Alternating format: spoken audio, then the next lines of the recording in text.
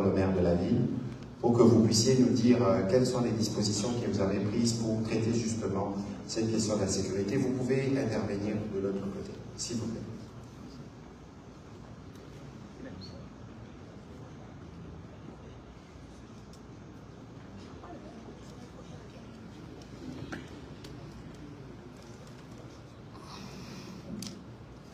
Excellence, avec tout le respect, comme son Excellence, Monsieur le gouverneur militaire venait de le dire, on avait observé une recrudescence de la grande criminalité dans la ville de Goma au début du mois d'avril. Ça nous a choqués. Il fallait faire une évaluation, notre diagnostic opérationnel. Autour de son Excellence, Monsieur le gouverneur, nous avions dit que 10 missions, 10 moyens.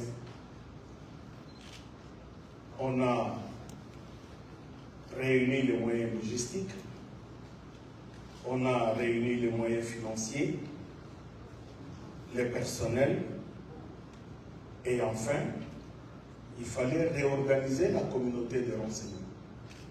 Parce que sans renseignement, on ne pouvait pas bien cibler. Raison pour laquelle, après avoir monté toutes les stratégies que je ne peux pas dévoiler ici, nous avons planifié quelques opérations de bouclage ciblé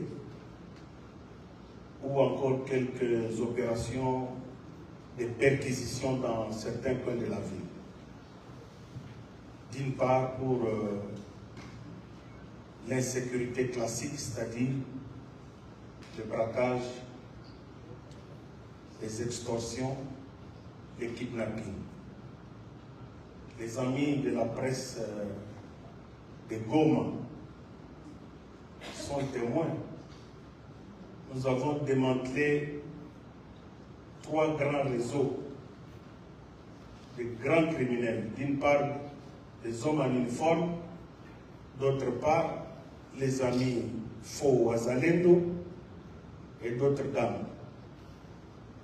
De ce point de vue, il a été organisé quelques chambres foraines, les audiences publiques, notamment les cas qui avaient secoué le quartier Majengo dans la commune de Kalisindi, où un élément de GIR avait tiré sur le paisible citoyen dans un restaurant. Un autre qui avait tué un chauffeur de CICR. Et le cas le plus emblématique, celui de l'entrée président de la famille Wana Sadiki. Et les 2 premiers cas, il y a eu chambre foraine, condamné à mort les auteurs de ces crimes. En dehors de cela, les kidnappings, le cas le plus frappant, c'est les kidnappeurs s'intéressent plus aux enfants tranche d'âge 2 à 5 ans. Maintenant, j'ai invité toute la population. D'ailleurs, grâce à un atelier d'une sécurité collective, on fait participer toutes les couches de notre société. C'était tenu à l'hôtel Linda, sous le haut patronage de son Excellence, Monsieur le gouverneur. Et en dehors des services attitrés, notamment l'ANER, renseignement militaire ou de la police, j'ai senti que la population nous accompagne maintenant parce que c'est grâce au renseignement de certains compatriotes que nous avons ciblé certaines cachettes d'armes ou les maisons de tolérance où vivaient certains bandits à main armée. Et nous avions même scellé certaines maisons de tolérance. Le cas le plus frappant, c'est celui de Maman Malipo, très connu dans les quartiers Mikeno et Mère Double, un hôtel Victoria, qui logeait certains étrangers qui utilisent différentes natures de drogue. Il y a même les motards arrêtés qui ont extorqué les biens d'autrui, qui ont même participé à l'assassinat d'un grand garagiste vers Majengo. Je crois que les Gomatraciens le savent très bien. Voilà en résumé, Son Excellence. Nous sommes toujours sur le terrain, mais nous n'allons pas baisser les dents. Merci beaucoup, Monsieur le maire, pour ces éléments. Peut-être un dernier complément du gouverneur, et puis nous passerons la parole aux autres collègues. Vous pourrez éventuellement regagner votre place, et que s'il y a besoin de quelques précisions, on pourra vous redonner la parole. Je vous en prie, merci. Oui, Excellence, je voulais dire que, s'agissant de Ouazalendo, nous avions pris certaines mesures. C'est d'abord l'interdiction de circuler en ville avec armes, ou alors s'ils doivent arriver dans la ville, ils doivent avoir une autorisation avec un timing déterminé. La deuxième chose, nous avions organisé avec la MONUSCO des ateliers des droits de l'homme et des droits internationaux humanitaires. Au troisième moment, je pris la mesure que personne, pour ce qui concerne les commerçants, ne doit plus importer les habits qui peuvent faire semblant de tenues militaires, de façon qu'on ne puisse plus avoir de confusion, parce que ces habits aussi font qu'il y ait des confusions. Voilà un peu les autres mesures que nous avions prises en dehors de l'opération S'affiche à Moudi, qui a commencé, qui continue et qui doit encore continuer jusqu'à ce qu'on puisse pacifier complètement la ville. Merci. Merci. Merci beaucoup, Monsieur le gouverneur militaire. Nous aurons évidemment l'occasion de revenir à vous. Monsieur le ministre des Droits humains, dès les premières heures de cet incident grave, vous avez été dépêché avec notre collègue de la solidarité des affaires humanitaires pour suivre de près avec les autorités provinciales. Qu'est-ce que vous pouvez nous dire brièvement des constats que vous avez fait à votre arrivée et des actions que vous avez vues poser à ce jour? Merci beaucoup, Monsieur le ministre de la Communication et médias, porte-parole de notre gouvernement. Il est établi que tous les hommes, pygmées, bantous, nilotiques, blancs, jaunes, tous les hommes naissent égaux. Et c'est le premier article de la Déclaration universelle des droits de l'homme. Non seulement pour les hommes, mais aussi les États entretiennent des rapports qui sont consacrés dans les conventions internationales.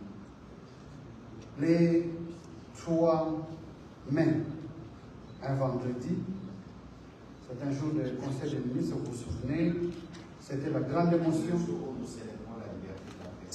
Effectivement. Et d'ailleurs, une minute de silence avait été observée à la demande de son Excellence, Monsieur le Premier ministre, parce que le président séjournait en Europe et il a dit interrompre son séjour. Et dans le feu de l'action, une déclaration du vice-premier ministre de l'Intérieur avait été faite. Nous sommes allés dans le même sens. Lorsque nous arrivons, nous saluons la collaboration et l'hospitalité des autorités provinciales du Nord qui vous, à travers, Monsieur le ministre, qu'est-ce que je dis, le gouverneur militaire, le général Peter Chinemouane, nous sommes empressés de tenir une réunion du Conseil provincial de sécurité pour faire le point sur la situation. Pendant notre séjour, nous avons rendu visite aux patients, c'est-à-dire aux blessés qui étaient dans les hôpitaux, alors que nous avons pu voir Madame Fouraïni, cette pauvre dame devant qui on ne pouvait pas s'arrêter, qui a perdu 3 de ses enfants avant qu'on nous apprenne que le 4e était décédé. Nous avons également, pendant notre séjour, été, je pense que c'était le point d'ordre de notre séjour, c'est lorsque nous arrivons au camp des déplacés de Mugunga. J'aimerais que tous ceux qui connaissent Goma, particulièrement ceux qui ne connaissent pas Goma, je voudrais leur dire que l'espace de Goma vaut autant l'espace, même d'ailleurs moins que l'espace du lac Kivu. Lorsque vous avez des gens qui font la guerre sous le couvert des mouvements rebelles appelés M23, alors que nous savons clairement qui se trouve derrière ce M23, le Rwanda pour ne pas le citer, qui largue une bombe, qui ne va pas tomber dans le lac, parce que le lac est très grand, il pourrait dire, non, c'est pas inadvertance, c'est par fait collatéral, nous ne visions pas les civils. Cette bombe n'est pas tombée sur le lac, mais cette bombe va tomber dans un camp de déplacés. Ce qui veut clairement dire que c'était délibéré.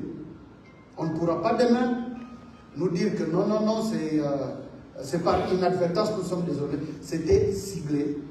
Et lorsque vous avez une bombe qui a cette amplitude, qu'est-ce que je dis, cette puissance, au point même de fracasser, nous sommes arrivés là-bas, on a vu comment les pierres qu'il y a à Goma ont une certaine consistance, mais des pierres ont été fracassées, a fortiori lorsque ça atteint le corps humain.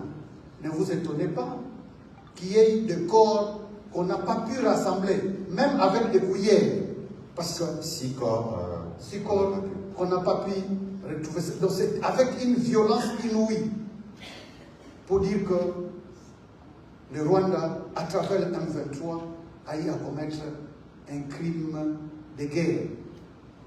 Le Rwanda a eu à violer la Convention de Genève de 1949 et ce protocole additionnel de 1977.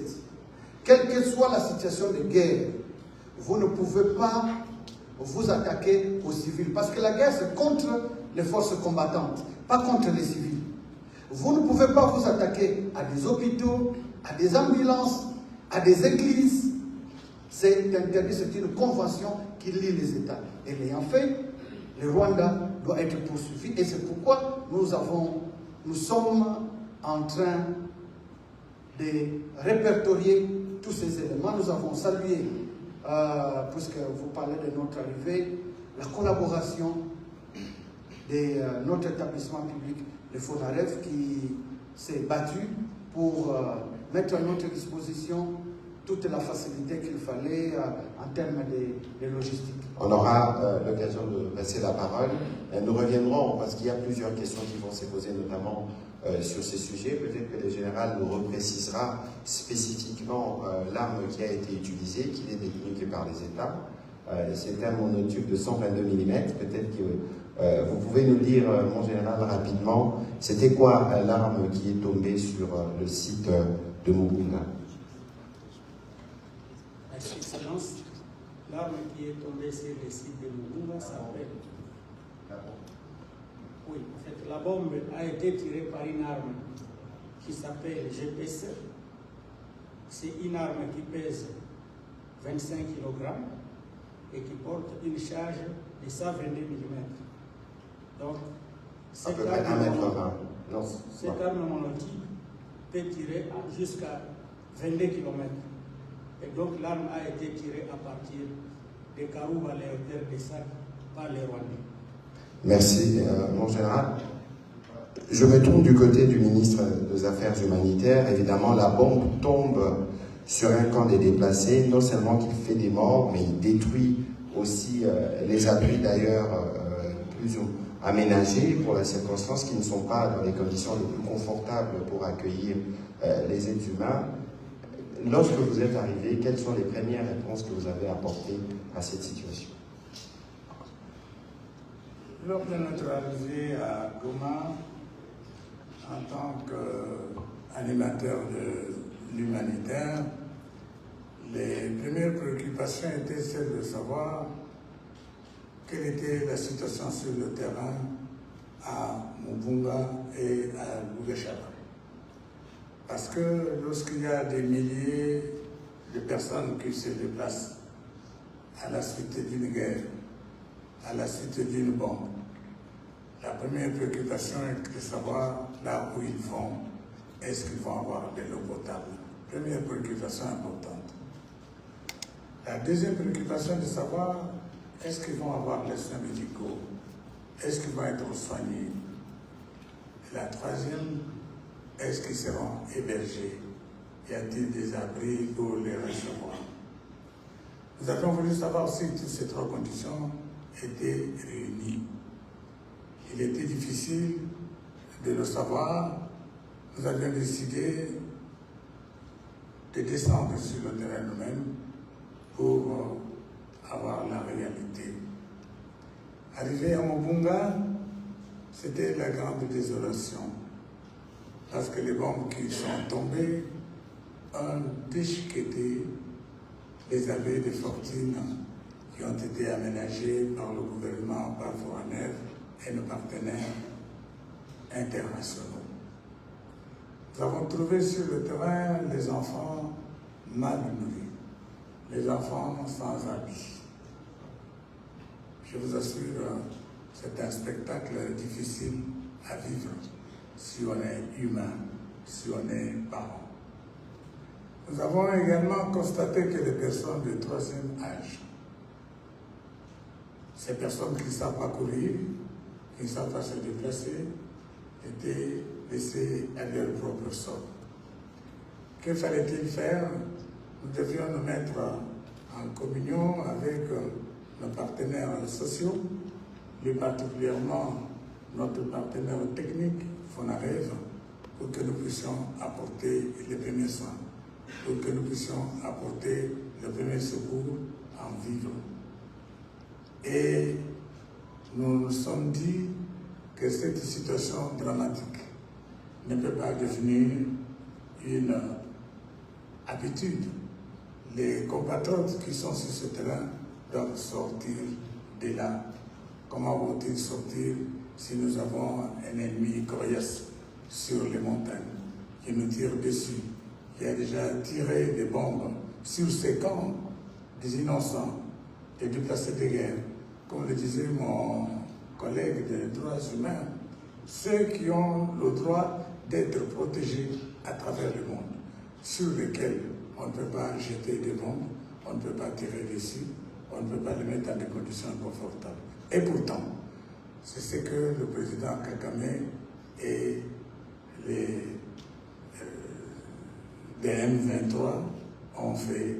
Il aurait fallu qu'ils voient ces images, que la communauté internationale voit ces images pour se rendre compte de la hauteur du drame. Et ce drame ne doit pas rester impuni. Il faudrait que la communauté internationale, qui a fini par reconnaître que notre pays est agressé, parce qu'ils ont tergiversé pendant plusieurs années, grâce au déplacement diplomatique, à l'action diplomatique du président de la République, tout le monde a fini par conclure que la République démocratique du Congo est attaquée. Les États-Unis, l'Union européenne, même s'ils travaillent un peu en coulisses en signant des accords avec le Rwanda, tous les pays du monde ont fini par conclure que nous sommes agressés par la République, par le Rwanda. Cela ne doit pas continuer. Monsieur le ministre de la Communication, la situation que nous avons trouvée sur le terrain est dramatique du point de vue humanitaire parce que ces personnes manquent de tout. Leur situation est autant plus grave que ceux qui sont en famille, sont dans les mêmes conditions. On peut dire que toute la population de la province du Nord Kivu et de Goma, Goma étant bloquée du nord au sud et à l'est, les gens n'ont que le lac comme voie d'accès. La situation est dramatique, elle est difficile, c'est que nous avons constaté. Nous avons apporté tant soit peu le minimum essentiel qu'il fallait. Ce minimum ne pourra pas faire 3 mois. Les règles humanitaires exigent que lorsqu'on a apporté l'assistance, on le fait tous les 3 mois pour pouvoir renouveler. Quand quelqu'un a eu un sac de riz, il a eu un sac de farine, il a eu un bidon d'huile, dites-vous bien qu'il ne peut pas les garder pendant 6 mois, pendant 7 mois, surtout qu'il n'a pas d'installation électrique, qu'il vit dans des conditions difficiles. Cette situation est difficile et c'est la conséquence de l'agression de notre pays par le Rwanda. Nous allons nous mobiliser pour foutre ces gens-là dehors de notre territoire. Voilà, merci. Entre-temps, le gouvernement va continuer à travailler avec les autorités provinciales pour apporter l'assistance humanitaire qu'il faut. Alors, M. Lucien Ndoula, on a beaucoup parlé du FONAREF. Je rappelle que vous êtes né récemment, Fonds national pour la réparation de victimes des violences. Et quel est le rôle que vous avez joué aux premières heures dans la gestion des conséquences de cet incident dramatique? Merci beaucoup, Monsieur le ministre de Communication, porte-parole du gouvernement. En effet, dans le cadre des instructions du chef de l'État, nous avons été instruits par le Premier ministre, chef du gouvernement, d'accompagner l'action gouvernementale par rapport au bombardement du 3 mai. Notre rôle étant d'accompagner, parce que le FONAREV, c'est un établissement public qui a vocation d'accompagner les victimes, non seulement à l'accès à la justice, aux réparations, mais également dans les cas d'espèces, dans les cas de victimes de violences telles que le crime de guerre qui a été réalisé dans les cas de Mugunga le 3 mai de ce mois-ci. Notre mission était pratiquement axée sur 4 points. Le premier point, c'était d'offrir à ces victimes des obsèques dignes de ce nom. Deuxièmement, d'accompagner toutes ces victimes dans les cadres des victimes blessées, aussi bien les décédés, faire une prise en charge au niveau des hôpitaux. Troisièmement, de s'assurer d'apporter une certaine, dirons-nous, aide financière à la famille. Et enfin, de faire en sorte que nous puissions, à travers le ministère des Affaires sociales, d'offrir des nourritures ou des accompagner, en tout cas, en termes d'alimentation. Alors, cet après-midi, peut-être qu'avant que le journaliste pose des questions, on a été coupé des rubans symboliques d'un cimetière qui sera destiné, Monsieur le ministre des Droits Humains, à toutes les victimes de cette barbarie rwandaise. D'ailleurs, il ne faut même plus parler de M23 parce qu'il n'existe pas, plutôt de l'armée rwandaise. Et donc, c'est les premiers pas d'un travail de mémoire que vous avez commencé. Et là, c'est un exemple concret de ce qui se fait. Merci beaucoup. Plusieurs ont entendu parler de la justice transitionnelle. Plusieurs aussi se posent des questions. Cela voudrait dire, lorsqu'il y a un crime qui se commet, selon la justice classique, il faut qu'il y ait une plainte ou que le parquet ou l'auditorat se saisissent d'office. Et l'action publique, pour ceux qui ont fait le droit, est liée à plusieurs conditions pour être ouverte ou pour qu'elle soit mise en mouvement. Il faut, prenons par exemple que l'auteur puisse remplir certaines conditions, par exemple qu'il ait la majorité pénale, ou que le fait ne soit pas prescrit, ou qu'on parvienne à mettre la main sur l'auteur de cette infraction. Lorsque ce n'est pas le cas, il n'y a pas d'action publique. Et lorsqu'il n'y a pas d'action publique, on ne peut pas avoir un procès. Et quand il n'y a pas un procès, cela ne peut pas donner lieu à des dommages et intérêts. Mais dans le cas de la justice transitionnelle, or, les infractions sont commises. Les gens sont tués. On parle du principe selon lequel l'État a la responsabilité d'assurer la sécurité des personnes et de leurs biens. Mais lorsque l'État, dans une certaine mesure, faillit, il est important que l'État vienne pour réparer. Prenons par exemple, cette population de déplacés devait être protégée, sécurisée par notre État. Mais il y a eu une bombe qui est venue, qui a semé la terreur, qui a semé le moins, qui a tué. N'ayons pas peur de mots. Et dans le cadre de la justice transitionnelle, justement, il y a 4 piliers. Il faut connaître la vérité. Il faut qu'il y ait la justice. La justice élève une nation. Et après la justice, il y a la réparation. Après la réparation, les garanties de non-répétition. Et dans le cadre de cette réparation, la justice transitionnelle qui est en fait victimo-centrique, c'est-à-dire on se concentre sur la victime et non sur l'auteur de l'infraction. Parce que les faits peuvent être prescrits. Parce qu'on peut ne pas mettre la main sur l'auteur de cette infraction. Mais la victime, elle souffre. Comme le cas de ces personnes du camp des déplacés de Mugunga. Lorsque on vient avec la réparation, cette réparation peut être individuelle comme elle peut être collective. Et puisqu'il faut des garanties de non-répétition, il faut des réformes législatives, des réformes réglementaires. Et plusieurs ont eu à nous reprocher, non mais les Congolais vous parlez des millions de morts. Mais où sont ces morts-là? Il vaut mieux tard que jamais. Il n'est jamais trop tard pour bien faire. Nous savons qu'il y a des fosses communes dans toutes les provinces pratiquement, particulièrement ici au Nord Kivu. Plusieurs. Pas plus tard, c'est avec vous que nous avons eu à coordonner la rédaction de la dernière édition du livre blanc avec le massacre de Kishiché. Des bambous et partout, il y a eu des fosses communes. Mais désormais, avec cet établissement chargé de la réparation de violences sexuelles et autres crimes contre la paix et la sécurité de l'humanité, nous aurons des cimetières de Génocos. Et c'est le premier exemple, c'est la première expérience que nous avons à Goma. Et c'est là que nous saluons la détermination du FONAREV, parce que nous avons donné l'idée, nous avons insisté, mais non seulement le FONAREV, mais l'implication de son Excellence Monsieur le Gouverneur militaire et la bonne collaboration des élus locaux, parce que plusieurs allaient s'opposer à cette idée d'avoir un cimetière. Mais partout à travers le monde, nous avons des cimetières spéciaux.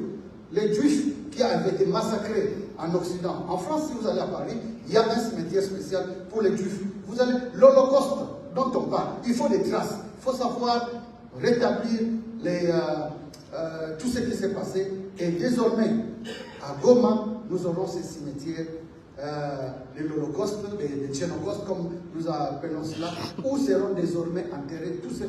Mais nous conjurons le sang, ce n'est pas parce qu'on a un cimetière que nous encourageons qu'il y ait encore des morts. Non, non, non. Il faut que ça s'arrête.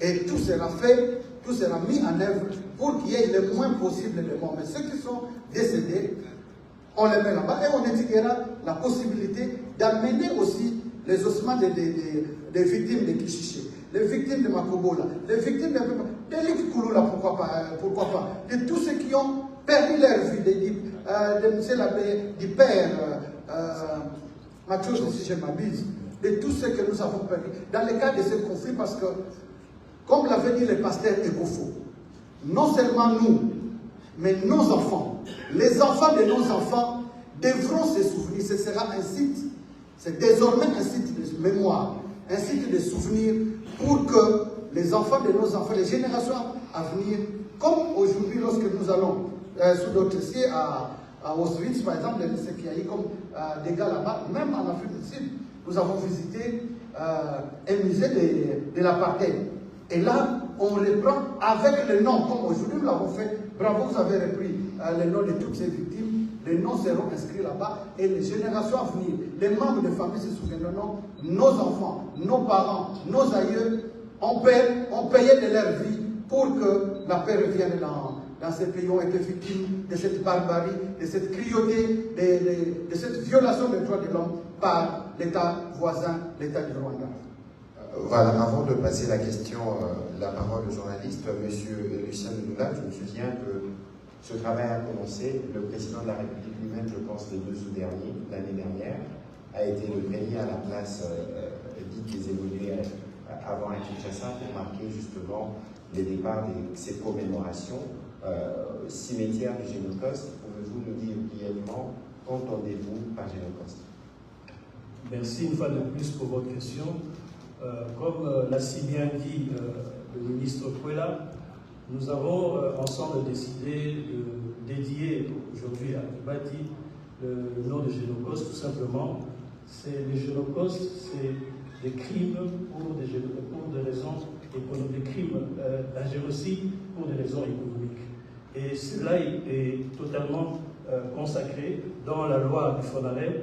Je pense à son article 28, où il est carrément consacré une journée en hommage des victimes des crimes de violences sexuelles liées au conflit et des crimes internationaux en République démocratique du Congo. Donc nous avons trouvé bon, effectivement, imaginez il y a plus ou moins un mois, il y a le haut représentant des droits de l'homme des Nations Unies est arrivé ici à Goma. Les Congolais souvent parlent d'eux-mêmes comme quoi nous avons un nombre indescriptible de victimes, on parle de 10 millions, et le commissaire a demandé, mais vous parlez de tant de victimes, où sont ces victimes? Donc il est important que nous ayons un endroit consacré, particulièrement pour tous ces crimes, pour nous permettre enfin de pouvoir dénoncer ce qui a déjà été fait, mais de montrer que réellement que le Rwanda et le sous-préfet du M23 sont en train réellement de commettre des crimes ici. Donc le Genecos est consacré dans la loi FONAREB à son article 28. Il provient de la société civile et de la diaspora, je crois, de Londres. Et nous avons tout simplement trouvé que c'était effectivement bon parce que, en réalité, le Rwanda prétend venir chercher des FDLF ici, mais ce n'est pas ces FDLF qui cherchent, ils sont en train de chercher des minerais. Les FDLF qu'on connaît, c'est les coltans, c'est l'or et tout le reste. Et nous avons pensé qu'il était vraiment important de faire la différence entre les crimes ou les décès, dirons-nous, naturels, et les décès ou de nos frères qui sont fauchés par la violence et la barbarie rwandaise. Merci beaucoup. Nous allons passer la parole aux journalistes. Je rappelle que nous sommes arrivés avec beaucoup de journalistes de Kinshasa. Il y a beaucoup de journalistes de Gomansi. On va faire un effort pour alterner. Je souhaiterais que les questions puissent être brèves, claires et précises. Nous avons eu une longue journée épuisante pour que nous puissions vous apporter des éléments d'éclairage. On va commencer par Alain Waikani.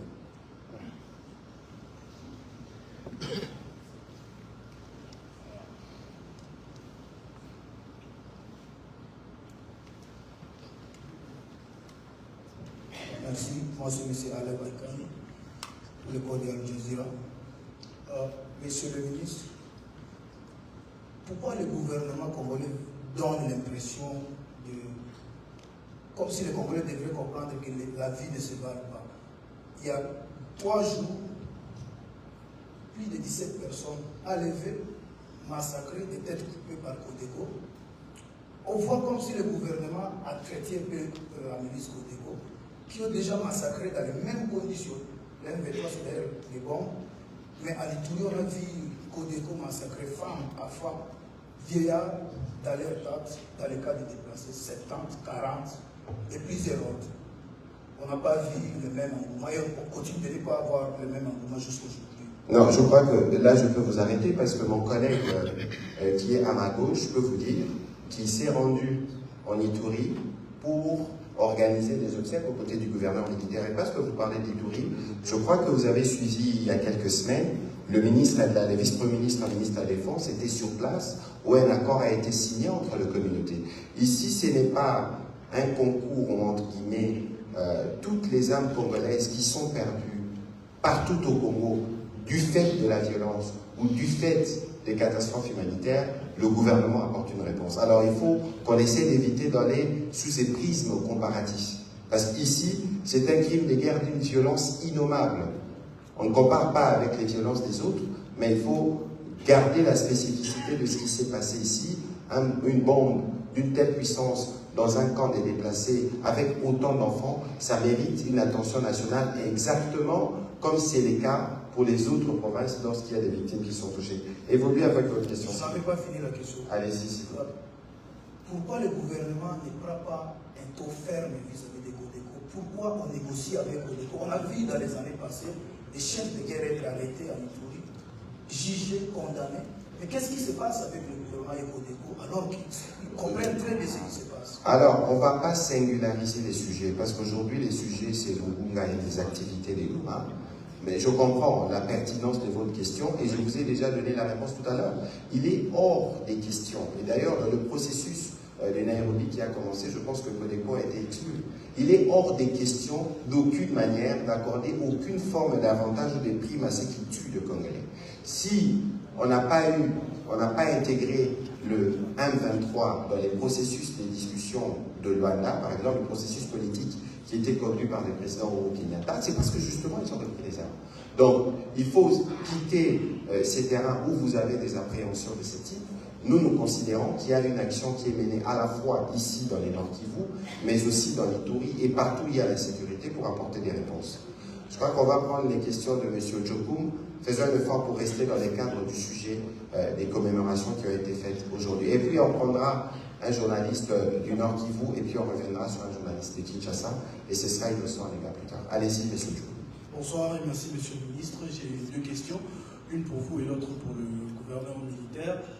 En ce qui vous concerne, c'est une phrase que vous avez prononcée, plutôt tweetée, lors de ce malheureux événement.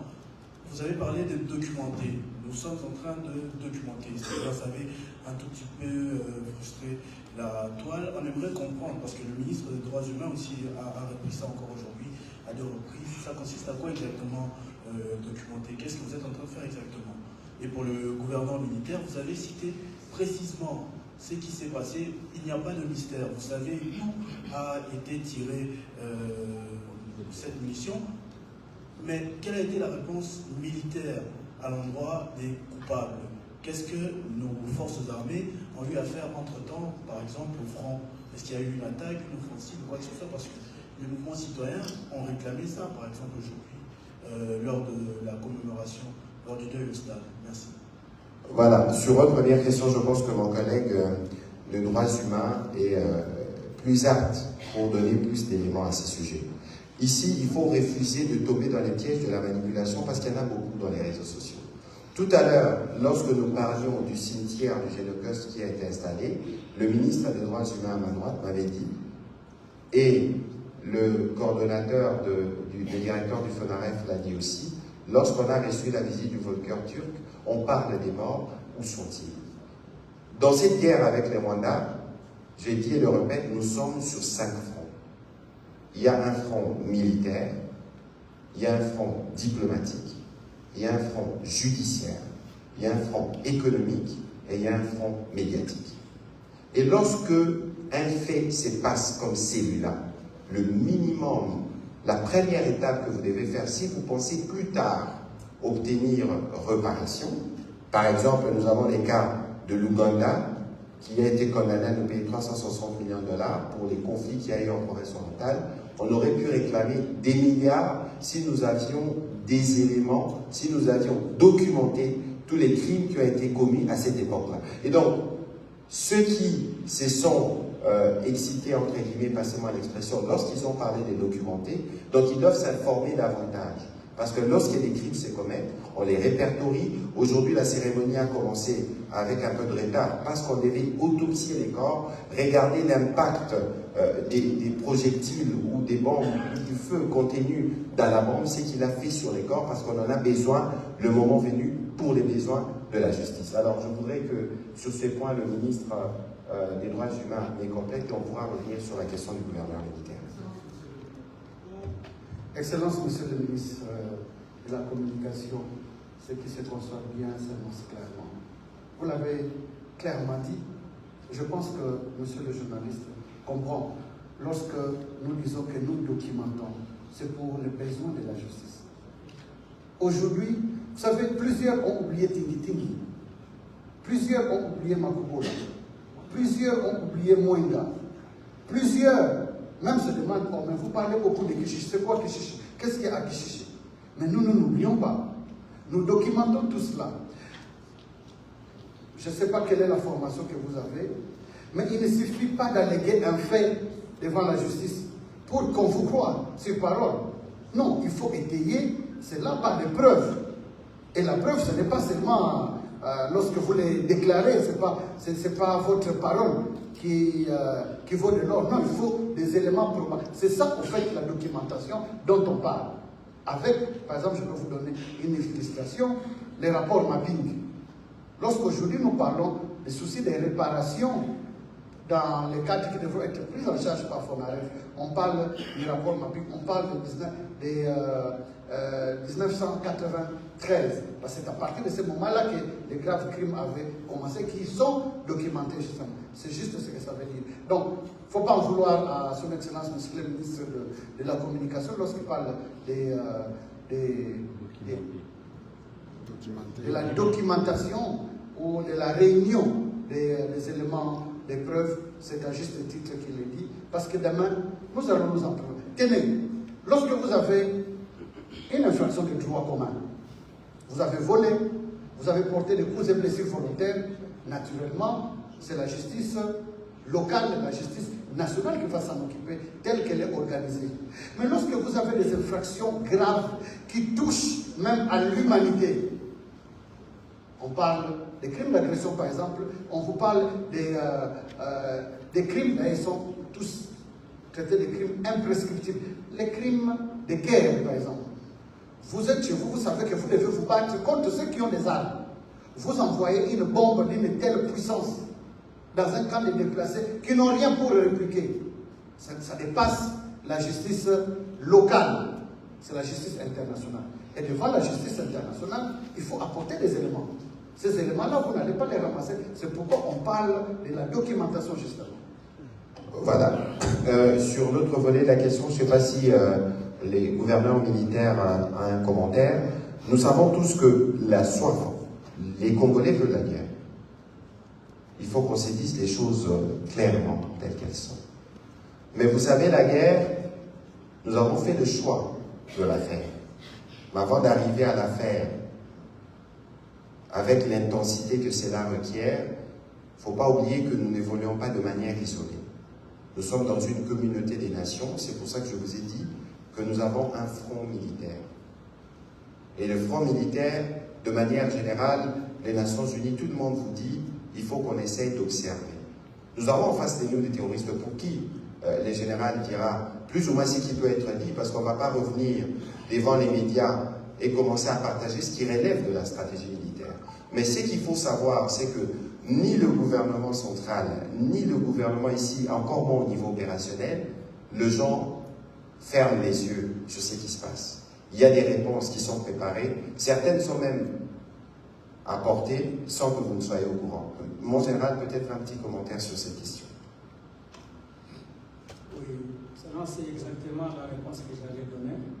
Il n'y a pas un automatisme d'action dans la guerre, il y a plutôt une planification. Et donc, à ce jour, vous ne pouvez pas me dire pourquoi on n'a pas réagi, parce qu'il y a une planification. C'est la réponse que je peux vous donner. Voilà, merci. Merci, mon général. On va prendre la question de M. Jaffar. Et puis, ce sera M. Innocent Olenga.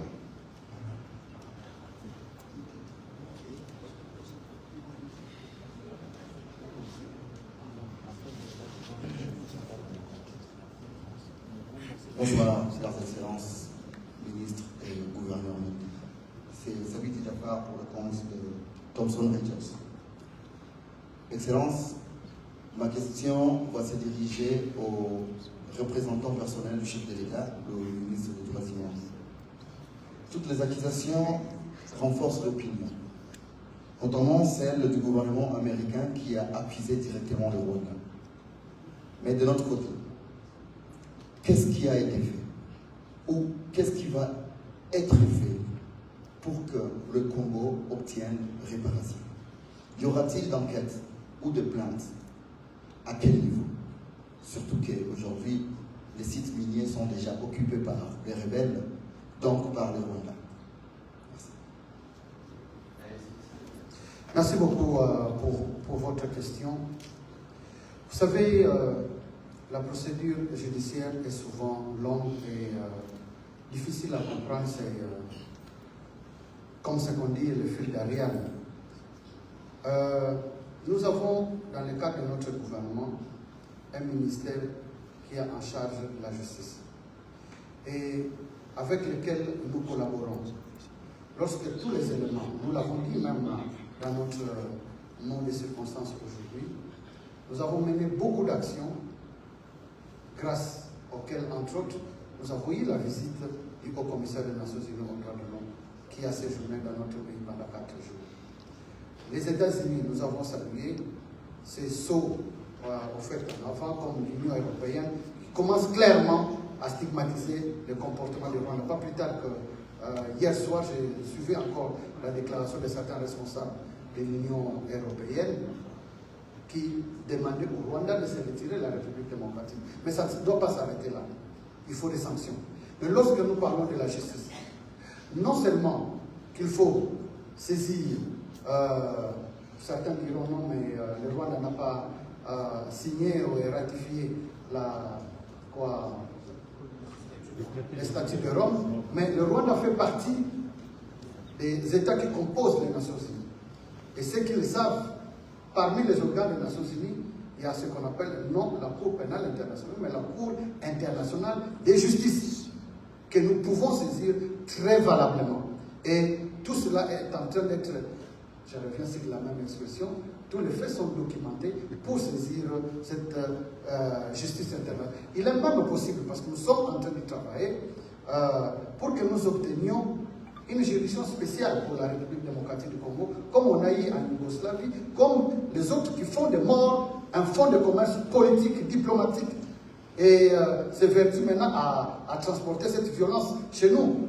Nous avons, les 100 Congolais crient vengeance. Il faut une justice, je lis très bien là-bas, justice pour Mugunga, justice pour Mwanga, où on a enterré vivantes les femmes, justice pour Makobol, justice pour tous ces crimes graves qu'on a connus en République démocratique du Congo. Donc, gardez votre mal en patience. Ces crimes, comme nous l'avons dit, au nom du chef de l'État, ne resteront pas impunis. Voilà, un petit commentaire, parce que vous avez insinué la question sur l'exploitation minière de Roubaïa. La guerre, elle est économique. Vous avez suivi tout à l'heure ce que disait M. Lucien dans la définition du génocide. Vous avez suivi la mise en demeure qu'on a lancée contre Apple. Beaucoup ne savaient pas que cela s'est préparé. Parce que justement, il fallait arriver à faire ce dont on parle depuis quelques minutes, documenter.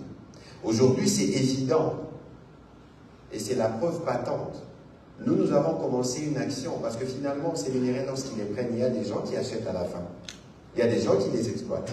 Il y a des entreprises qui sont cotées en bourse et dont la réputation est mise à mal. Nous avons mis, à travers un cabinet d'avocats, en demeure Apple pour que dans les 3 semaines, je pense que ça va échoir bientôt, qu'ils puissent nous expliquer, parce que nous avons des éléments clairs, convergents, qui prouvent que leur circuit d'approvisionnement s'est fait par la violence, par les recrutements des enfants, etc.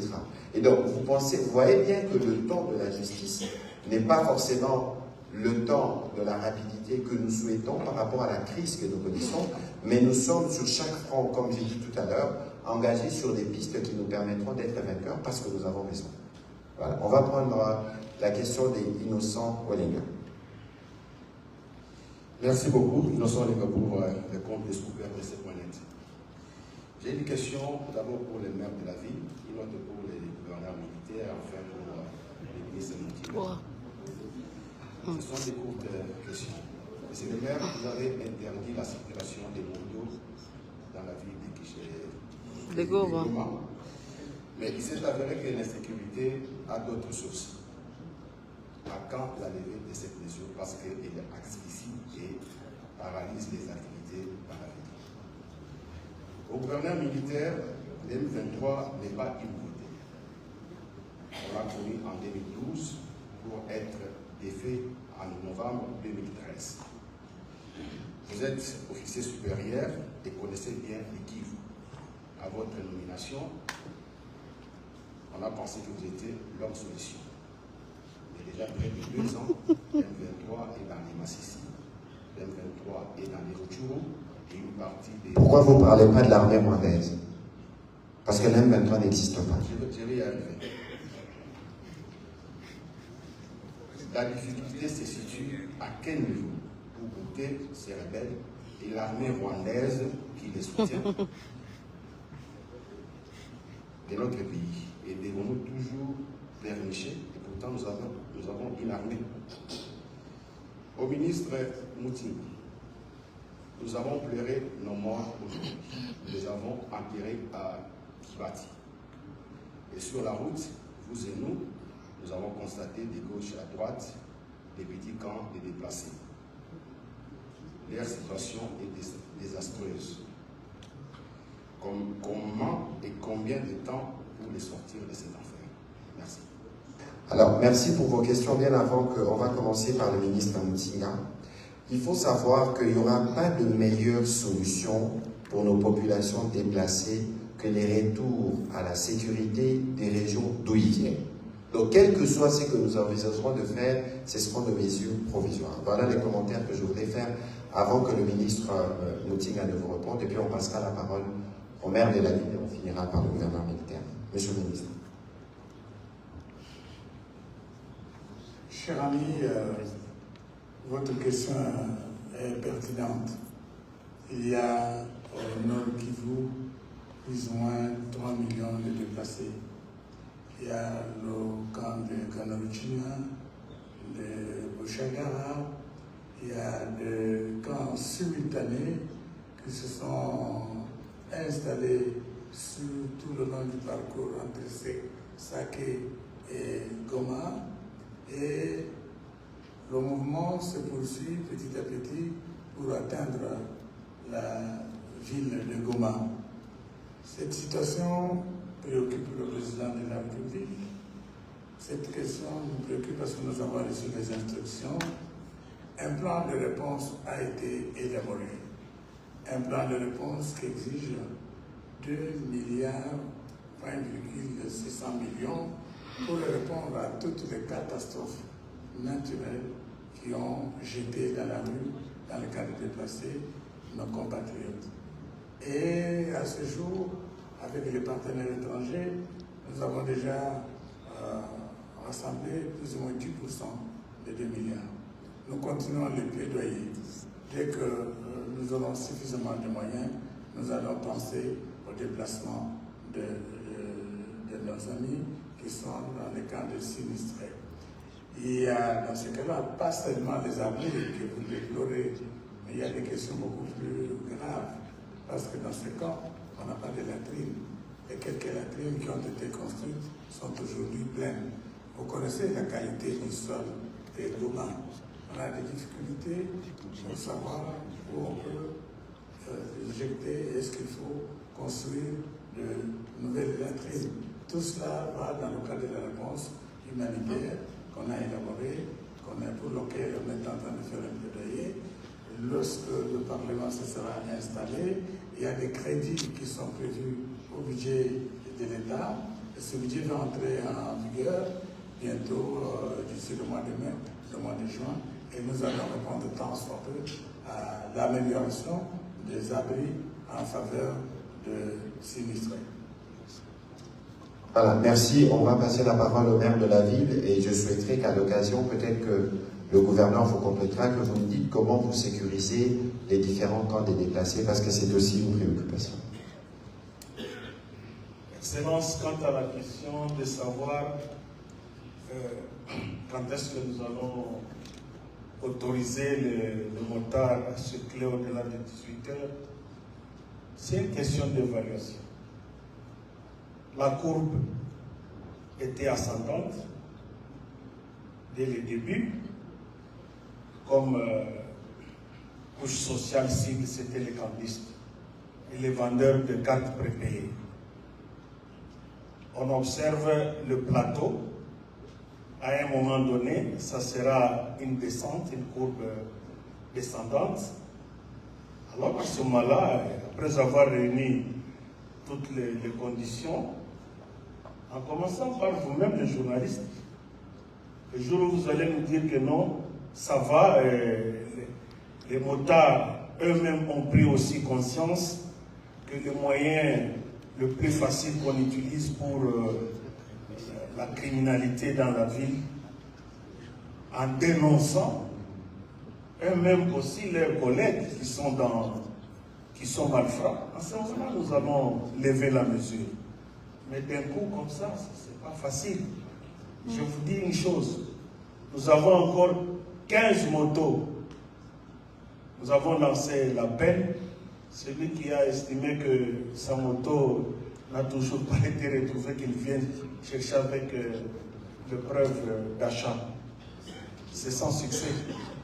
Et Son Excellence, nous avons, au cours d'une opération, arrêté 9 motards. Il y a seulement 2 ou 3 semaines. Qui venaient de Bunagana, qui venaient de Rucho au centre, qui venaient de Rugari, voilà. vos collègues qui sont ici à Goma, je leur ai donné la possibilité d'interroger les motards. Qui est-ce qu'ils amenaient ou quel type de marchandises? La réponse est dans les motards. C'est pour vous dire que, jusque-là, il y a encore le malaise. Nous devons utiliser toutes les autres stratégies pour que la calmie puisse être constatée par tous au bénéfice de la population. J'ai dit, je vous remercie. Merci. Il y avait peut-être une petite question, je ne sais pas si ce sera vous, les gouverneurs militaires, sur la sécurisation des camps de déplacés. La sécurisation des camps de déplacés, d'abord selon les normes à caractère international, il est interdit de voir circuler dans les camps des armes. Mais, à un moment donné, nous étions obligés de prendre une option de faire le bouclage dans les camps de déplacés. Parce que tous ces déplacés ne sont pas sains. Et par après, Son Excellence, Monsieur le Gouverneur, pourra vous dire quelque chose qu'il avait initié, contacter certains qui ont le commandement tout autour de camp. Voilà, merci. Monsieur le Gouverneur, peut-être qu'un commentaire sur cette question de sécurité du camp, parce que c'est important. On raconte qu'il y a des cas de violence, notamment sexuelles, des attaques sur les femmes. Comment vous gérez ces questions avant peut-être de répondre à la question d'Innocent Ndenga? Merci, Excellence. Je crois que pour ce qui concerne la sécurisation du camp, il y a un certain nombre de mesures qui ont été prises. Comme vous connaissez le camp, ce sont des milliers de replis des dépendants, soit des militaires, soit des Ouazalènes. À ce niveau, nous avions pris des mesures interdisant la présence d'une arme dans le camp. La deuxième mesure, c'était de renforcer les mesures sécuritaires autour du camp et nous y avions déployé des forces de la police. Et à l'intérieur du camp, nous y avions mis aussi les forces de la police chargées de la protection et de place. Ça, ce sont des mesures que nous avions prises. Mais il ne faut pas aussi trop se fier aux dénonciations. Il y a eu des dénonciations pour des violences sexuelles, mais il y a des enquêtes qui ont été menées par la justice militaire, mais jusque-là, on n'a pas trouvé des évidences. Je ne dis pas que c'est faux, mais ce n'est pas comme on les reporte. Donc il ne faut pas trop vous fier à ce qu'on vous raconte. Voilà, sur la question, je vous en prie, monsieur le maire, vous pouvez regarder votre place, sur la question d'Innocent Ndenga, avez-vous un petit commentaire? Oui, s'agissant de ce qu'il a appelé pour les bouger, je crois que si vous connaissez notre histoire dans cette province, nous sommes parmi les grands acteurs qui ont défait les Rwandais dans cette province en 2012. Et aujourd'hui, on ne peut pas pleurnicher. On se prépare à le faire. Ce n'est pas que on le fait comme vous le voulez, parce que je sais que ce que nous avons ici, c'est un problème d'impatience. Parce que normalement, la population a besoin de rentrer, et quand ça passe 1 mois, 2 mois, on commence à dire c'est fini, il n'y aura plus de réponse.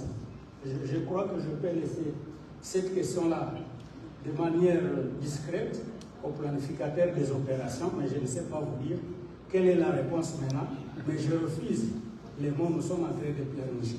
Nous sommes en train plutôt de nous préparer. Voilà, parce que j'entends beaucoup ces verbes-là, pleurnicher. Il faut faire très attention et ne pas tomber dans les pièges de la manipulation. Lorsque les Rwandais crient « Ah, il y a des Ouazalènes qui se battent là-bas », c'est pas pleurnicher. Qu'entendez-vous par pleurnicher? Lorsque nous faisons la communication, parce que la communication c'est aussi un outil de guerre. Pourquoi pensez-vous que le Rwanda s'est subitement a ressorti sa casquette d'État menteur, d'État manipulateur, d'État trolleur? Pourquoi pensez-vous qu'il monte tous les jours? Pourquoi pensez-vous qu'ils inondent nos réseaux sociaux tous les jours? Mais parce que dans la bataille de la communication, ils sont très très en retard. et parce qu'ils sont doués dans la manipulation, et parce que nous sommes dans un contexte démocratique et ils ne le sont pas. Nous tous, nous relayons parfois, inconsciemment, nous faisons les jeux de l'ennemi. Donc il ne faut pas considérer que lorsque nous parlons de diplomatie, ou lorsque nous faisons une communication qui accompagne la guerre, il ne faut pas considérer ça comme pleurnicher, parce que je suis sûr que ces vers va être dicté par l'ennemi et inoculé. Et c'est ici le lieu d'interpeller tout le monde. Et c'est pour ça que c'est bien, on a voulu vous rencontrer malgré tout le temps qu'on a passé aujourd'hui, parce que c'est vous qui dites la vérité. Dans cette guerre, il y a beaucoup de manipulations. Et chaque fois que vous recevez une information, le général l'a dit tout à l'heure, il y avait des soupçons d'une organisation internationale crédible qui disait qu'il y avait des cas de viol, mais ils ne sont jamais venus, par exemple, présenter leurs preuves. Mais tout le monde a pris ce qu'ils ont dit comme vérité. Donc, faisons attention à ce que nous disons et prenons toujours le soin de nous référer aux autorités. Bon, on va terminer cet exercice bientôt. On va prendre deux des Goma et puis on prendra 2 des Kinshasa pour terminer. Des Goma, on va prendre... alors, M. Touvé, on va prendre une dame, Madame Acha, comment? Madame Acha, oui, s'il vous plaît. Elle est là? Allez-y, s'il vous plaît. Bien.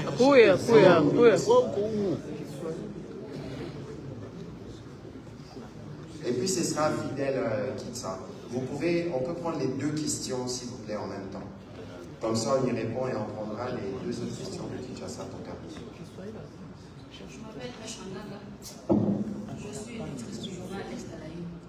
La question que j'allais poser, le ministre de Troisièmement l'a déjà répondu, c'était par rapport au génocide. Merci. Voilà. Merci beaucoup. Alors, Madame, vous êtes de Goma, allez-y. Vous allez, parce que Madame n'a pas posé des questions. Merci de la parole m'accorder, Monsieur le ministre, Fidèle Kitsa, correspondant des Brut Afrique, également d'Info.cd. La première question, c'est de savoir, les 37 personnes tuées ont été enterrées au nouveau cimetière appelé cimetière du génocide pour des fins économiques génocostes. Ce n'est pas la première fois que des gens sont tués en masse au Nord Kivu. Qu'est-ce qui a motivé le gouvernement congolais à faire comme s'il saute sur l'occasion et donner directement ces noms à ces cimetières? Et pourquoi les choix du site de Kibati, situé à seulement près de 4 km des positions des rebelles du M23 soutenus par les Rwandais? La seconde question, Monsieur le ministre, nous sommes au mois de mai, 3 ans déjà, depuis l'instauration de l'état de siège par le président de la République. Où sommes-nous et où allons-nous pendant que le Nord Kivu, dans son entièreté, géré par des militaires, venus instaurer la sécurité et la paix, continue à enregistrer des morts? Merci. Voilà, alors à la première question, je ne sais pas à qui vous l'avez destinée, mais je pense que le ministre peut y répondre avec les compléments de M.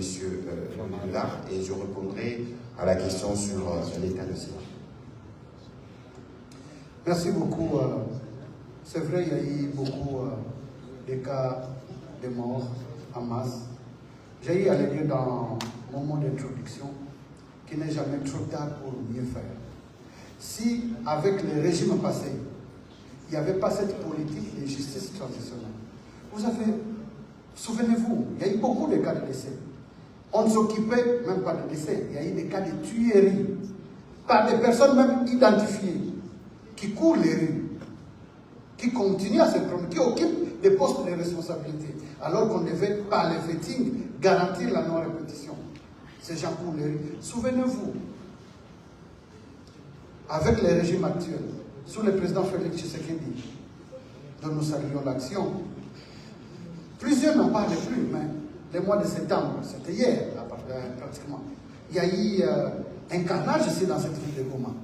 Mais vous avez vu la spontanéité avec laquelle le gouvernement a réagi. Nous sommes venus, 2 vice-premiers ministres, un ministre, un vice-ministre. On a enquêté, on a établi les faits. Les responsables ont été jugés, condamnés. Ils sont en train de purger, même s'ils sont en appel, mais ils sont en train de purger. On n'avait jamais vu ça. Pour dire qu'il y a un changement. Nous avons un nouveau gouvernement avec un autre président de la République qui fait de la promotion, de la protection des droits de l'homme son cheval de bataille. Ce n'est pas parfait, j'en conviens. Mais au moins, on ne reprochera pas à notre chef d'État d'avoir la volonté de rompre avec ce cycle de violence, avec l'instauration de la justice transitionnelle. Pourquoi Kibati? Pourquoi Génocos justement? Nous sommes venus. Nous pensons que nous ne sommes pas venus au ministère des Droits humains par hasard. Nous avons une certaine expérience. On a été sous d'autres cieux comment les choses sont organisées. En Afrique du Sud, au niveau de l'Amérique latine, en Colombie, au niveau d'autres pays africains, il y a des cimetières spéciaux qui existent. Nous n'en avons pas. Dans le cadre de la justice transitionnelle, avec Fonaref que nous avons aujourd'hui, il était important. Figurez-vous, il y a eu plusieurs massacres, même dans la ville de Kinshasa. Vous vous souvenez encore de cette fosse commune qu'on a eue à Maluku. Mais est-ce que nous pouvons encore reconnaître ou retrouver cette fosse commune-là? Pourtant, ce sont des Congolais. Vous, comme vous et moi. Ceux qui sont décédés là n'avaient pas moins de droits que nous. Comme aujourd'hui, ces enfants pouvaient être nos enfants.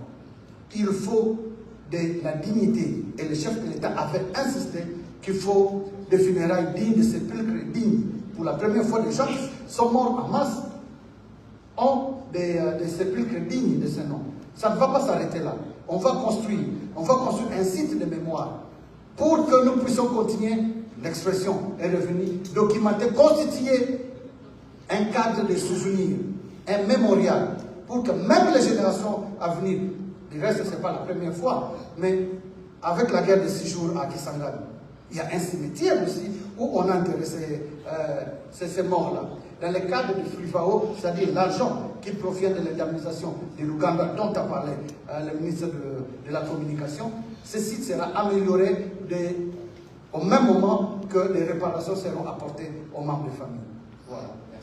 Un petit complément de... Excusez-moi. En un mot, lorsque vous posez la question sur pourquoi à Kibati, nous sommes venus, nous avons posé le problème à son Excellence, Monsieur le Gouverneur.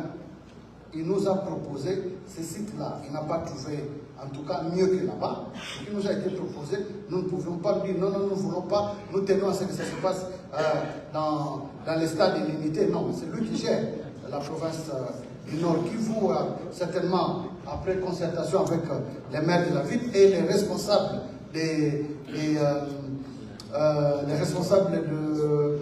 du territoire de Mirambo et nos honorables députés dont nous saluons la présence, Madame Adèle comme l'honorable Eric et Patrice Nyamat, qui se sont... Patrick Mouniomo. Nous avons aussi le canal de Sénégal, le président de l'Assemblée provinciale. Oui, le président de l'Assemblée provinciale. Tous, on sait qu'on se fait, excusez-moi d'avoir... Excusez-moi. Donc tous, nous avons conjugué nos efforts. Et ce n'était pas évident.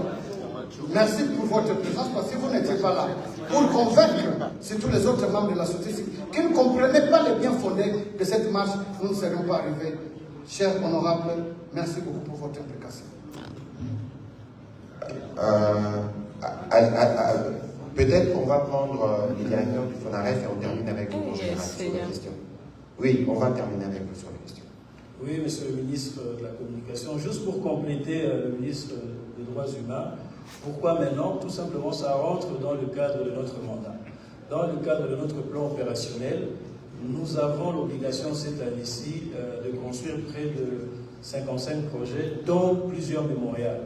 Donc, il n'y a rien de nouveau. En fait, si ça n'a jamais été fait auparavant, parce que c'était inscrit nulle part, et dans la loi FONAREF, nous avons l'obligation, en effet, de construire ou d'ériger des monuments, des musées, des mémorials en souvenir de nos victimes. Donc, nous sommes totalement dans le cadre de notre mandat, tout simplement. Monsieur le gouverneur militaire, s'il vous plaît. Oui, c'était juste faire un commentaire sur le choix de Kibati. C'est un terrain de l'État, parce que ça appartient aux anciens combattants. C'est 1 hectare 44 arts. Donc, à ce moment, il n'y avait aucune difficulté qu'on puisse avoir des problèmes avec la population, dire on a pris leur terrain. Le deuxième élément de choix, c'est que vous aviez compris que sur l'axe Mugunga, l'ennemi est capable de tirer à 20 km. Ils nous garantissaient les comportements de l'ennemi pendant les options. Et surtout que vous aviez entendu, vous aviez suivi dans les réseaux sociaux, Nanga a dit, je vais saboter cette cérémonie, je vais bombarder. Pourquoi vous avez suivi ça? Donc c'est pour des raisons, non seulement de sécurité de la cérémonie, mais aussi sur l'intérêt de l'État qui ne posera aucun problème avec la population. Voilà. Alors, sur la question de l'état de siège, j'entends beaucoup de gens revenir là-dessus. Je n'ai pas besoin de revenir aux origines de l'état de siège parce que c'était au départ une revendication des différentes communautés.